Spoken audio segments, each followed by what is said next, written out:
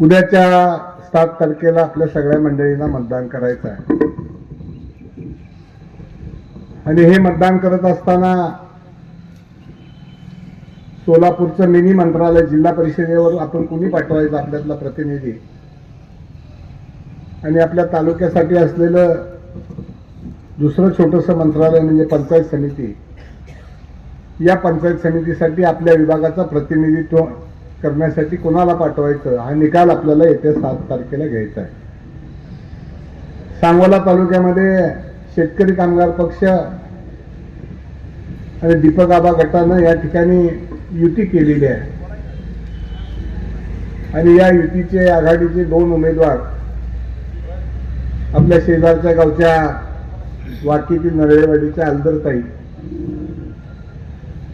आणि आपल्या गावच्या सुनबाई, आपल्या सगळ्यांचे ज्येष्ठ सहकारी, नेहमी ज्यांनी माझ्या आयुष्यभर मला लहान भावाप्रमाणे साथ दिली ते आबा यांच्या सुनबाई, सौभाग्यवती नवलेताई, या सत्कारावर उपस्थित असलेले सर्वच नेते मंडळी, एवढ्या मोठ्या संख्येने उपस्थित असलेले सर्व एकतपूर गावातील आणि या परिसरातील मतदार बंधू भगिनी आणि माझ्या तरुण मित्रांनो, निवडणूक म्हणले की चुरस असते, स्पर्धा असते, प्रत्येकानं आपली आपली मतं मांडायचा प्रत्येकाला लोकशाहीमध्ये अधिकार आहे. काही मंडळी कालपर्यंत आपल्याकडे आले असतील, भविष्य काळामध्ये आपल्याकडे ती येतील आणि आपल्या आपल्या पद्धतीने मतदान मागण्याचा प्रयत्न करतील. बंधूंनो, मी आपल्याला यावेळेला नम्रपणानं सांगेन, ही लढाई सांगोला तालुक्याच्या अस्तित्वाची आणि अस्मितेची लढाई आहे. शेवटी ह्या निवडणुका तरी कशासाठी लढायच्या आहेत? आमच्या राजकीय आयुष्यामध्ये कैलासवासी काका असतील, त्यानंतर माझी आई काकी असतील, किंवा मी असेन, आता आमचा मुलगा असेल, किंवा भाई गणपतरावजी देशमुख साहेब असतील, त्यांच्यानंतर आता ही तिसरी पिढी माननीय बाबासाहेब देशमुख असतील. आम्ही काय स्वतःच्या कुटुंबासाठी किंवा आमच्या स्वार्थासाठी या तालुक्याच्या राजकारणामध्ये कधीच उतरलेलो नाही. आपला जन्मच परंपरागत असलेल्या या सांगोला तालुक्यामध्ये झाला आणि पूर्वीच्या पिढीच्या वाट्याला जो दुष्काळ आलेला आहे तो भविष्य काळामध्ये या नवीन पिढीच्या वाट्याला येऊ नये ह्याच्यासाठी आम्ही राजकारणामध्ये, समाजकारणामध्ये आहोत. कोण कशासाठी आहे ह्याची कधी आम्ही फिकीर केली नाही. राजकारणामध्ये यश अपयश किती मिळतं ह्याची फिकीर केली नाही, कारण कोण अमृत पिऊन काही कधी जन्माला येत नसतो. राजकारणामध्ये यश अपयश उलट पालट हे चालूच असतं. परंतु आपण जी मूळ काही गोष्टी ठरवलेल्या आयुष्यामध्ये, त्यामध्ये आपण कधी बदल घडवून दिला नाही. 25 वर्षाच्या राजकारणामध्ये मी आमदार साहेबांनी राजकारण केलं, समाजकारण केलं, सहकारी संस्था चालवल्या. त्या वेळेला प्रामाणिक कार्यकर्त्यांना न्याय द्यायचा आम्ही सातत्यानं प्रयत्न केला. त्यांनी त्यांच्या पक्षातील कष्ट करणाऱ्या कार्यकर्त्याला न्याय द्यायची भूमिका घेतली. मी माझ्याबरोबर आणि माझ्या वडिलांच्या बरोबर काम केलेल्या कार्यकर्त्यांना न्याय द्यायची भूमिका घेतली. दरम्यानच्या काळामध्ये थोडीशी 4 वर्ष एका निवडणुकीमध्ये विचाराची दरी निर्माण झाली आणि आम्ही थोडंसं बाजूला गेलो. परंतु तालुक्याच्या मनामध्ये, मतदारांच्या मनामध्ये एक अपेक्षित असं होतं की जो सांगोला तालुका एका चांगल्या वळणावर नेऊन ठेवलेला आहे, त्या तालुक्याला कुठेतरी वेगळं वळण लागत चाललेलं आहे आणि म्हणून काळाची गरज असल्यामुळं पुन्हा या दोघांनी एकत्र यावं हा सूर या तालुक्यातल्या मंडळींनी निर्माण केला आणि म्हणून आम्ही दोघांनी या निवडणुकीमध्ये एकत्र यायची या ठिकाणी सगळ्या जनतेच्या आग्रहाखातर आम्ही दोघांनी पुन्हा एकदा गेली 25 वर्षाची वहिवाट कायमस्वरूपी ठेवायची चालू केली. शेवटी निवडणुकीमध्ये इच्छुकांची संख्या असते, प्रत्येकाला आपल्याला पद असावं वाटतं. सारासार विचार करून आपण या भागातून अलदरताई आणि नवलेताईला प्रतिनिधित्व दिलं आणि आज माझ्या माहितीप्रमाणे आमदार साहेब सगळा गट आता एकत्वाची सभा झाल्यावर पूर्ण होतोय. सकाळी 9 वाजल्यापासून मला वाटतं एखादं गाव शिल्लक राहिलं. पूर्ण गटाचा दौरा आमचा आता झालेला, ही शेवटची सभा. यानंतर आमची काल नाझरे गटाची सभा झाली, पण नाझऱ्याला बाजार असल्यामुळे आमची सभा राहिलेली, आम्ही आता तिथं सभेला जाणार आहे.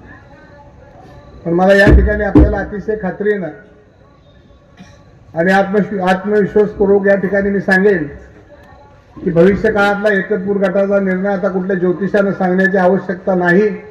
आजच मी तुम्हाला सांगेन 9 तारखेला एकतपूर गटाचा गुलाल हा निश्चित झालेला आहे. प्रश्न आता या ठिकाणी राहिलेला आहे की तुमच्या गावाला प्रतिनिधित्व करण्याची संधी मिळालेली आहे, त्यामुळं सगळ्या गावांनी एकत्रित यायला पाहिजे. मागच्या वेळेला सुद्धा याच गावाला संधी मिळाली होती. गावांनी पक्ष पार्टी सोडून बऱ्यापैकी गाव एकत्रित झालं होतं अशी आठवण मला येते. मग ते मला माहिती आहे. पण आता एक आमची सुशिक्षित सुनबाई जिनं 15 वर्ष अध्यापनाचं काम केलं, त्यावेळेला आणि आजपर्यंतच्या काळामध्ये आबाचं आणि नवले कुटुंबाचं योगदान हे एका गावापुरतं मर्यादित नाही, एका तालुक्यापुरतं मर्यादित नाही, संबंध देशभरामध्ये माननीय डॉक्टर नवले सरांनी आपल्या कर्तृत्वानं या सिंहगड इन्स्टिट्यूटमध्ये हजारो लोकांना नोकरी देऊन त्यांचे संसार उभा केले. आज ही अतिशय चांगल्या पद्धतीने या संस्थेचं नाव करत असताना, सरांनी सुद्धा रोजगार देत असताना आपल्या भागातील दुष्काळी पट्ट्यातील आपल्या या सगळ्या पट्ट्यातील लोकांना, तरुणांना न्याय द्यायची संधी दिली. अशा कुटुंबातली एखादी व्यक्ती उभा राहत असताना आपलं नैतिक जबाबदारी आहे की त्या कुटुंबातल्या व्यक्तीला सुद्धा आपण भरभरून मदत केली पाहिजे. ही नैतिक जबाबदारी स्वीकारण्यासाठी या ठिकाणी आम्ही आपल्याला विनंती करण्यासाठी आलेलो आहे. आता आलदरताई त्या वाकीखालच्या नरळेवाडी गावातील एका शेतकरी कुटुंबामध्ये आलेल्या सुनबाई आहे. त्यांनी कर्तृत्वानं स्वतःच्या शेती व्यवसायामधून संबंध महाराष्ट्रामध्ये आपल्या नावाचा नावलौकिक मिळवला आणि आज ज्या पद्धतीनं आमदार साहेबांनी, ज्या पद्धतीनं मी निष्ठावंत कार्यकर्त्याला परिस्थिती न बघता त्याच्या कामाच्या कर्तृत्वावर कार्यकर्त्यांनी केलेल्या आग्रहावर ह्या दोन्ही उमेदवार या ठिकाणी मिळालेल्या आहेत. आणि म्हणून या निमित्तानं मी आपल्या सगळ्यांना विनंती करणार आहे की उद्याच्या 7 तारखेला आपल्या आघाडीचे चिन्ह नारळ आहे. या नारळाच्या चिन्हाचं बटन दाबून आपण प्रचंड मतानं विजयी करा ही विनंती करण्यासाठी या ठिकाणी उभा आहे. गेल्या 25 वर्षाच्या काळामध्ये आम्ही निवडणुका लढवल्या. मी 5 वेळा आमदार साहेबांच्या बरोबर निवडणूक लढवली. जिल्हा परिषद पंचायत समितीच्या 100% यश आम्ही निर्माण केलं. पण निवडणुकीच्या पूर्वी कधी आम्ही डाम टाकली, डीपी टाकली, 4 गाड्या मुरुम टाकला आणि मग मतं मागितली असं कधी झालं नाही. आम्ही आमची सगळी उभी हयात, मी माझं 65वं वर्षाचं वय, आमदार साहेब 90 वर्ष राजकारण करत होते, माझे वडील राजकारण करत होते. आम्ही जनतेच्या विकासासाठी शासनाच्या दरबारात भांडलो.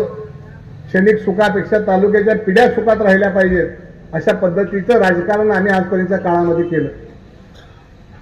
काय केलं? हा चिंचोली तलाव आपल्या भागाचा एक मोठा शेतकऱ्यांचा पिढ्यानपिढ्याचा विषय आहे. नेहमी पाण्यावर अन्याय व्हायचा. दर मिटिंगला मी आमदार साहेब असायचं, कधी मी आमदार होतो कधी नव्हतो. प्रत्येक वेळेला डॉक्टर साहेब तुम्ही आता वर्ष झालं आलेला 25 वर्ष यांच्याबरोबर प्रत्येक मिटिंगमध्ये या कालवा सल्लागारच्या बिगर भांडण न करता आम्ही उठलोय असं कधीच झालं नाही. सगळे वर दिग्गज आहेत आणि या सगळ्या दिग्गजांच्या तोंडातून पाणी काढून आपण खाली आणायचं. निळा उजवा कालवा असेल, टेंबू असेल, आता या सांगोल्याची उपसा सिंचन योजना असेल, ही 28 वर्षापूर्वी मंजूर झालेली योजना आहे. प्रत्येकाने काम केलं असेल त्या पद्धतीनं. परंतु मी 25 वर्षाच्या काळामध्ये आमदार साहेबांच्यावर काम करत असताना या योजना कार्यान्वित होण्यासाठी किती कष्ट घेतलं, रात्रीचे दिवस कशा पद्धतीनं केले ह्याचा मी एक साक्षीदार आहे. आणि शेवटी या तालुक्याला एक दुष्काळाचा कलंक होता. नेहमी आम्ही मुंबईला गेलो, कुठल्याही मंत्र्याकडे गेल्यानंतर प्रत्येक मंत्री आम्हाला चेष्टेने म्हणला दुष्काळ आला सांगोल्यात. परंतु आज ती दुष्काळाचा एक कलंक आपण पुसून टाकलेला. 4ही बाजूला तालुक्याला पाणी मिळालेलं आहे. म्हैसाळचं पाणी आलेलं आहे, टेंबूचं पाणी आलेलं आहे, निळा उजवा कालव्याचं जादाचं पाणी आलेलं आहे. प्रत्येकाने आपल्या आपल्या पद्धतीने त्यामध्ये प्रयत्न केले आहेत. त्यामुळे असं काही आमचा दावा नाही. परंतु गेली सत्तेमध्ये असताना 25 वर्ष संघर्ष करण्याची भूमिका ही आमची आहे. आणि या निवडणुकीची पद्धत बदलत चाललेली आहे. मुरुम टाकून डाम रवून जर लोकांकडून मतं घेणार असतील तर भविष्य काळामध्ये आपण अशा लोकांकडून काय अपेक्षा करायची? नेमकं समाजासाठी आपण काय मागायचंय त्यांच्याकडे, हा विचार आपल्याला या निमित्तानं करावा लागणार आहे. आणि ही लढाई अस्मितेची, तालुक्यातल्या गरीब जनतेची, शेतकऱ्याची, बळीराजाची, कष्टकऱ्याची, दीनदलितांची आहे. खंडू सातपुतेने या ठिकाणी सांगितलं, राज्यामध्ये पक्ष एका बाजूला आणि सांगोला तालुक्यामध्ये आम्ही एका बाजूला आहे. तिथल्या आरपीआयने खणखणीतपणाने आठवले साहेबांना सांगितलं, साहेब आम्ही या आघाडीबरोबर राहणार आहे. ती आघाडी आम्हाला प्रामाणिकपणानं काम करताना सहकार्य करणारी आहे. बरेच प्रयत्न झाले, अनेक दबाव त्यांच्यावर आणायचा प्रयत्न केला, परंतु सांगोला तालुक्यातल्या आरपीआयने खंबीर भूमिका घेतली आणि सकाळी त्या ठिकाणी आपल्या ह्या सांगोला तालुका विकास आघाडीला पाठिंबा जाहीर केला. ही महाराष्ट्रामध्ये पहिल्यांदा घडलेली ही गोष्ट.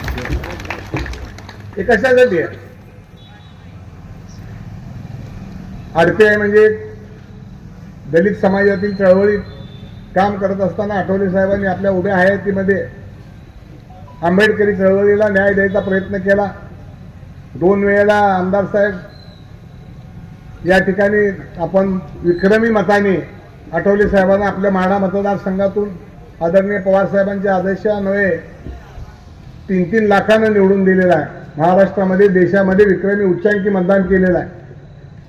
असा एक इतिहास असलेला तालुका आहे. आणि म्हणून एका वेगळ्या वळणावर तालुका न नेता पूर्वीसारखा शांतता, सुरक्षितता आणि या तालुक्याची सर्व गोरगरीब जनतेची भविष्य काळातली नवीन पिढी, आपल्याला भविष्य काळामध्ये एक MIDC करायचे, छोटे मोठे उद्योग आपल्याला उभा करायचे. परवाच मी माझा एक अनेक वर्षाचा सहकारी आहे इथला जाधव, त्याच्या मुलाच्या फॅक्टरीच्या उद्घाटनाला आलो होतो. आणि अतिशय चांगली एक फॅक्टरी, स्वतःचा उद्योग मच्छिंदरच्या पोरानं त्या ठिकाणी उभा केलेला आहे. पुण्यामध्ये एका मुलानं उद्योग व्यवसाय उभा केलेला आहे. उद्योगाच्या क्षेत्रामध्ये आणि गावामध्ये बाहेर जाऊन कुठेतरी आपण उद्योग करून स्पर्धेमध्ये टिकल्याशिवाय सुद्धा आपला प्रपंच असेल, आपला उद्योग असेल, आपल्या संसाराची, आपल्या भागाची प्रगती असेल ती होऊ शकत नाही. ज्ञानेश्वरी आमचं सहकार्य पुण्याला आहे. तिथं आमची ताई बसलेली आहे, वनिता. ही सगळी आमची काम करणारी माणसं आहेत. ही स्वतःच्या स्वार्थासाठी कधी काम करत नाहीत. महिलांच्यासाठी काही सक्षमीकरण करायचं असेल, ज्ञानेश्वरने अनेक या ठिकाणी महिलांसाठी उपक्रम घेतले. वनिताताई आमची कायम महिलांच्या सेवेसाठी रोज मला भांडत असते फोन करून, आबा हे पाहिजे आमच्या बायकांना, ते पाहिजे आमच्या बायकांना. पण ती बिचारी कधी काम मागायला मला आली नाही 10 लाखाची काही शिफारस द्या आबा म्हणून. किंवा ज्ञानेश्वर कधी माझ्याकडे आला नाही 10 लाखाची शिफारस द्या, किंवा आमचा मच्छिंदर कधी आला नाही.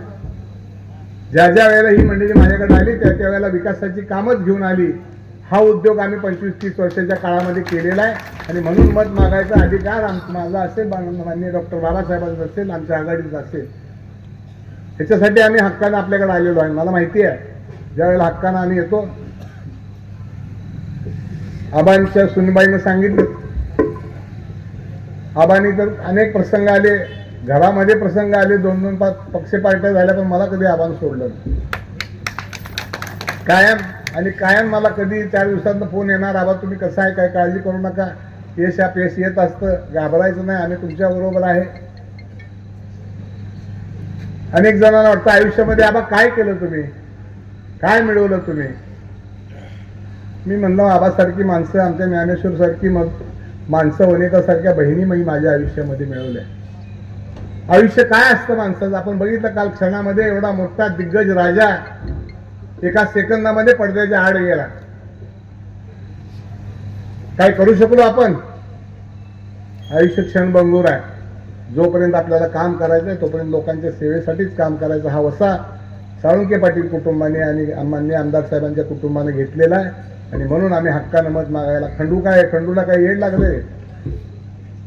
आपला नेता एका बाजूला आणि सांगोला तालुक्यात एक खंडू सारखा तालुका अध्यक्ष खणखणीत सांगतो, साहेब अरे या आघाडीला पाठिंबा देणार. साहेब म्हणजे अरे खंडू आपण देशामध्ये काय चाललंय तुझं काय, तुमचं साहेब काय चाललंय चालू द्या. आणि आठवले साहेबांना सुद्धा रोखण्याची आणि कार्यकर्त्याला सांगायची हिंमत या तालुक्यामध्ये आहे. त्याचं नाव आहे खंडू सातपुते. हे या तालुक्यामध्ये आणि सगळ्या मंडळींनी मिळून मिळवलेलं आहे. नेत्यावरचा कार्यकर्त्यावर विश्वास, कार्यकर्त्याचा नेत्यावर विश्वास. सत्ता येत असते, जात असते, पराभव, यश, अपयश हे आम्ही कधी ग्राह्य धरलेलं नाही. परंतु उद्याचं हे मिनी मंत्रालय जनतेच्या सेवेसाठी आपल्याला उपलब्ध करायचं आहे. आणि म्हणून मी फार वेळ झाला, मी जास्त वेळ बोललो, कारण आम्हाला बरोबर 7:30 वाजता तिथं पोहोचायचं आहे. 7चं टायमिंग दिलेलं आहे.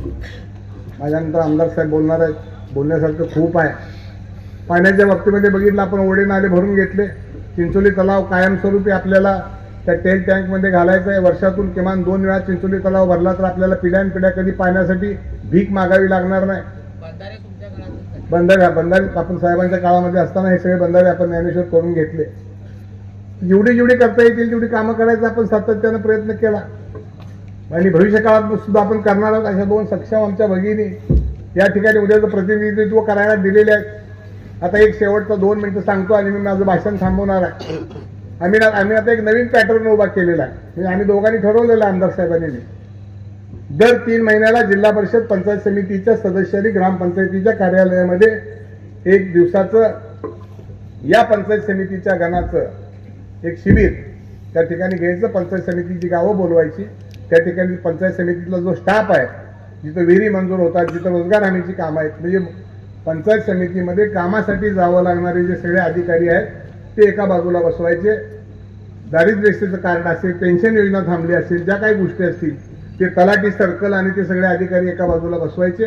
गावातल्या विकास कामाची जिल्हा परिषदचा ओव्हरसेअर असेल, डेप्युटी इंजिनियर असेल, ते सगळे समोर बसवायचे. आणि गावातली कामं, सिटी सर्वेचा अधिकारी या ठिकाणी बोलवायचा.